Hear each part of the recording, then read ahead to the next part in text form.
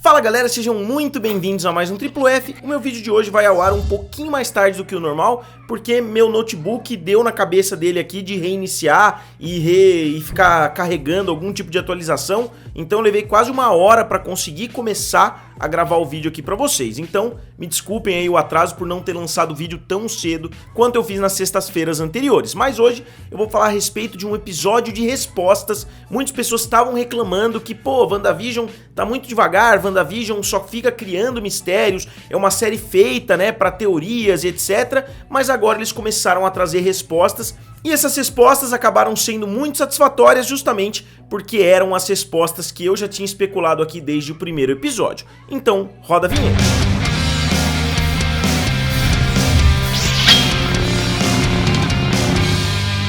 E galera, se vocês ainda não são inscritos aqui no canal Triplo F, se inscrevam. Eu tô tentando chegar a 250 mil inscritos e com certeza vocês podem me ajudar pra gente bater essa meta. E não só as duas grandes revelações desse episódio, né, eu acertei, como eu também acertei que os créditos finais eram longos, né, eram extremamente longos e que eles iam começar a influenciar de alguma forma. E hoje teve uma cena pós-crédito, eu não sei se vocês viram, né, mas muitas pessoas podem começar a desligar assim que os créditos começam, justamente porque eles são muito longos e dessa vez eles incluíram uma cena ali no meio. Então eu acho que eles fizeram sim os créditos um pouquinho mais longos do que eles precisavam, tanto que já virou até piada, né, o episódio tem 38 minutos, mas tem 10 minutos de crédito. Mas se vocês não viram, eu falo pra vocês aqui rapidinho o que tem nessa cena pós-crédito.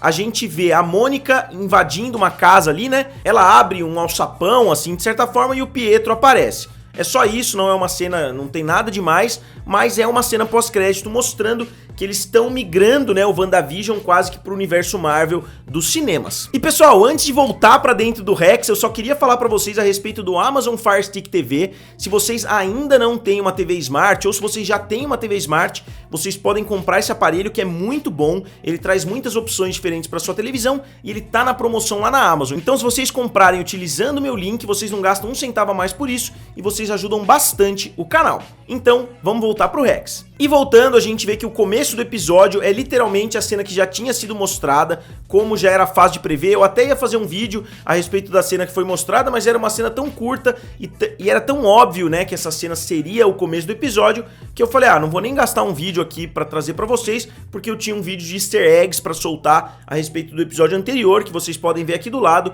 Ficou um vídeo muito legal a respeito do episódio passado. E caso vocês não tenham visto, essa prévia começa com a Wanda deitada.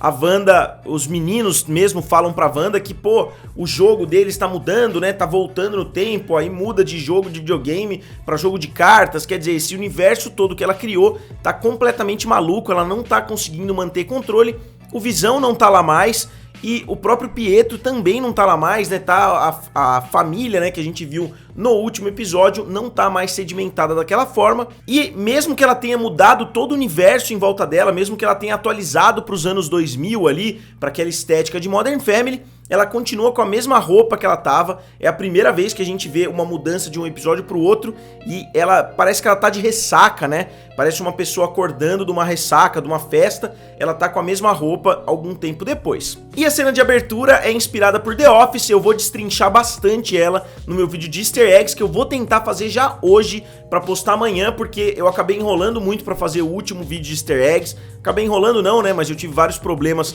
no decorrer dessa última semana, problemas técnicos, problemas no trabalho, até problemas pessoais, então eu acabei demorando um pouquinho pra conseguir fazer esse vídeo. E enquanto isso tá acontecendo, né, enquanto a Wanda tá perdendo completamente o controle do Rex, a gente vê que o Visão acordou ali no circo de volta, só que ele acordou com 100% das memórias. Eu achei que essa expansão do Rex e que o fato dele ter sido quase que desintegrado ia fazer ele esquecer de algumas coisas, mas não, ele lembra de tudo. É a primeira vez que a gente vê ele lembrando de 100% das coisas de um episódio pro outro, talvez do quinto pro sexto também tenha acontecido isso, mas o Visão pelo menos tenta disfarçar.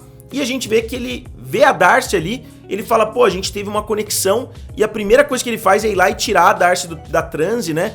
E já começa a conversar numa boa com ela, o que é legal, porque eles evitam que fique novamente aquele negócio de peixe fora d'água, dele não saber o que tá acontecendo, e da Darcy não saber o que tá acontecendo, então eles já foram direto ao ponto, eles pararam com essa história de criar mistérios e começaram a resolver os mistérios, como eu falei também no meu primeiro vídeo a respeito de WandaVision.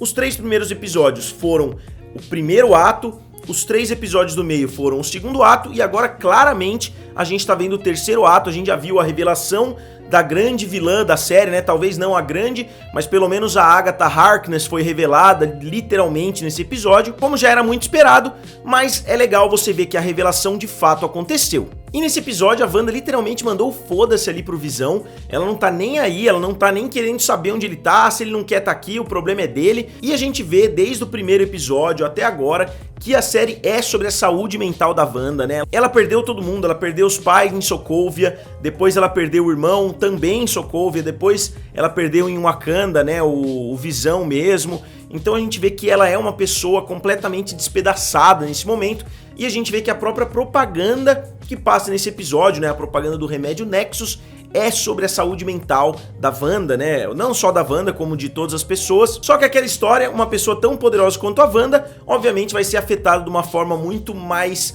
grandiosa, né, por uma coisa como isso. Mas voltando, depois de falar que não tá nem aí pro Visão, se ele quiser voltar ele volta, ela fala que o Pietro não é o tio deles.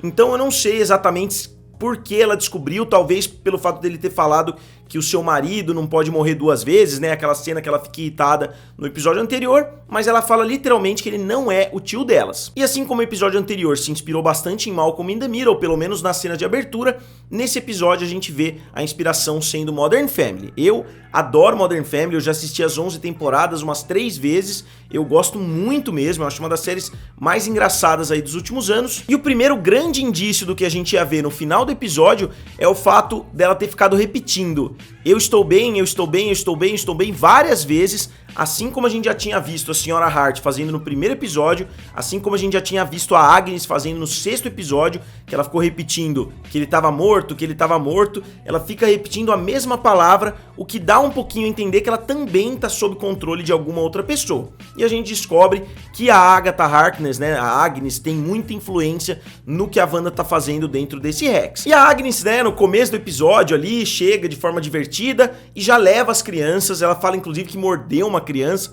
num momento que fica meio até bizarro, né, quando a gente pensa nas ramificações que isso pode significar. E uma cena que mostra por que a internet especula demais. Eu acho que eu já vi, eu não assisti, mas eu já vi capa de acho que uns 580 vídeos diferentes. Teve canal aí que fez 5, 6 vídeos sobre quem é o cientista misterioso, quem é o cara que não sei o que, fez vídeos sobre isso, fez isso sobre aquilo.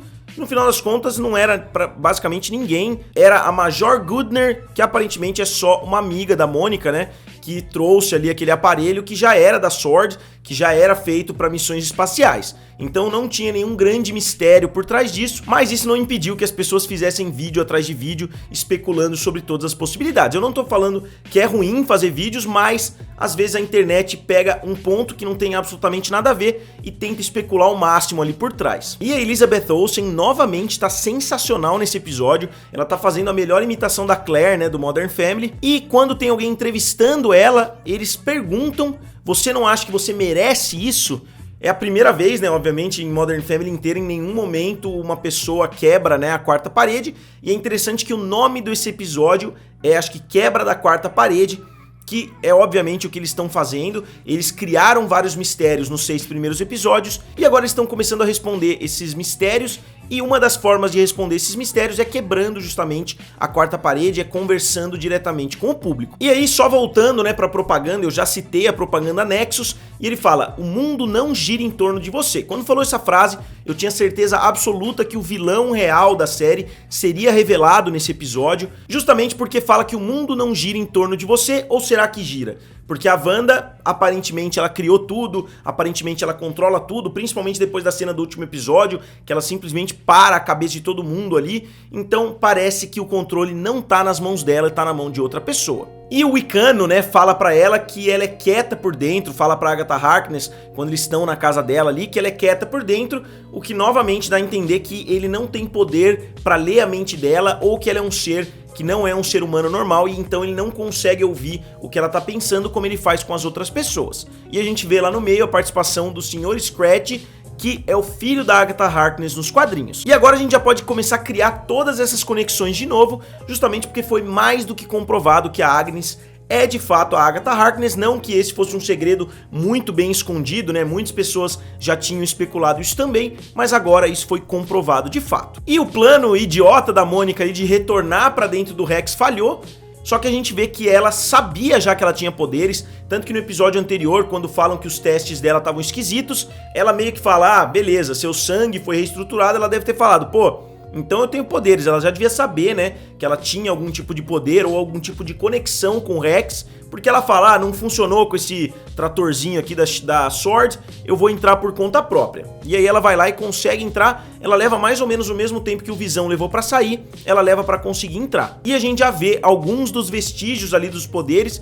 mesmo que ela não tenha usado literalmente os poderes, a gente vê quando a Wanda tenta expulsar ela, que ela consegue cair ali com um Super Hero Landing, né, no melhor estilo Deadpool. E dessa vez ela consegue atravessar a barreira com as memórias intactas, o que não tinha acontecido nem com ela e não aconteceu com a Darcy também, não aconteceu com nenhuma das outras pessoas, o que mostra que ela tá completamente resistente aos poderes da Wanda. E a suspeita, né, que eu tinha desde o começo do episódio acabou sendo comprovado, o próprio Visão fala que a Wanda não quer que ela retorne, talvez porque ela não quer encarar o Visão, agora que o Visão já sabe de praticamente tudo o que tá acontecendo. E tem uma coisa que eu tava esperando ser falada, né, no decorrer da série, era a respeito do Jarvis e do Ultron. Eu sei que começaram a surgir muitas especulações a respeito do Ultron na última semana, mas eu tava esperando as pessoas falarem a respeito do Jarvis, né, eles falarem lá dentro a respeito do Jarvis, porque é uma parte muito importante do Visão, e que eu acho que ele não tá morto literalmente, né, eu ia fazer até um vídeo sobre isso, talvez eu até faça, mas o fato dele ser em grande parte a inteligência artificial Jarvis,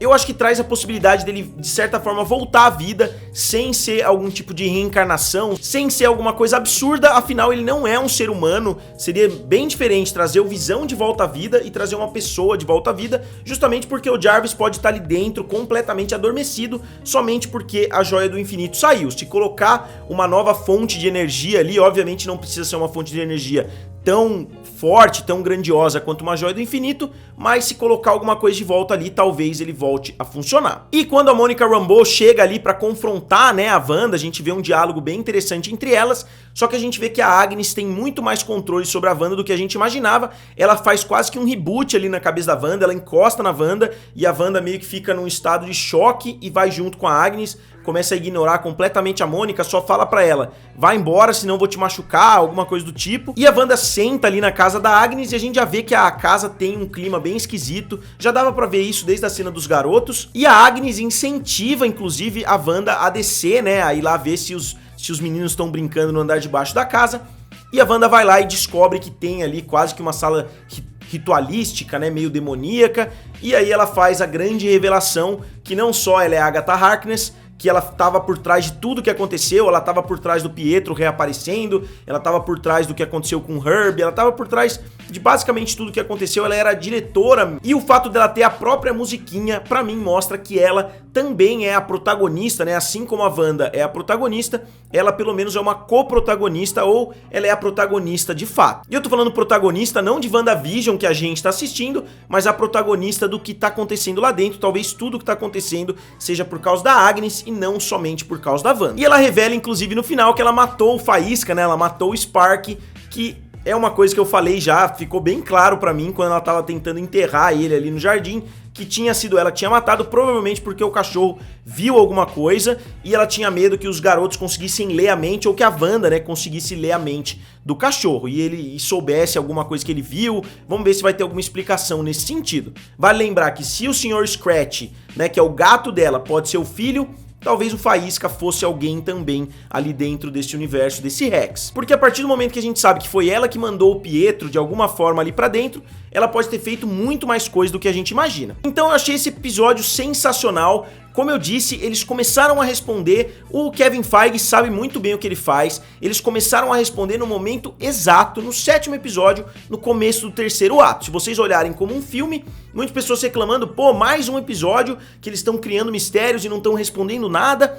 Mas, se você imaginar um filme, geralmente não responde nada na primeira 1 hora, na primeira 1h30, eles começam a responder somente no 3º ato, e é exatamente isso que aconteceu no episódio 7. Eu gostei muito, eu achei melhor do que o episódio anterior até, Eu não acho ele melhor do que o episódio 5, mas eu acho que ele tem menos probleminhas narrativos do que o episódio anterior, mesmo que ele seja um mundo mais caótico, né? Mesmo que a Wanda tenha perdido cada vez mais poder, a gente ter essas revelações mostra que foi sim tudo planejado desde o início. Então, como sempre, eu gostaria de saber de vocês o que vocês acharam desse episódio, o que vocês acharam do episódio 7, quebrando a quarta parede de WandaVision. Digam aqui nos comentários, curtam o vídeo e se inscrevam no canal. Valeu e nos vemos em breve.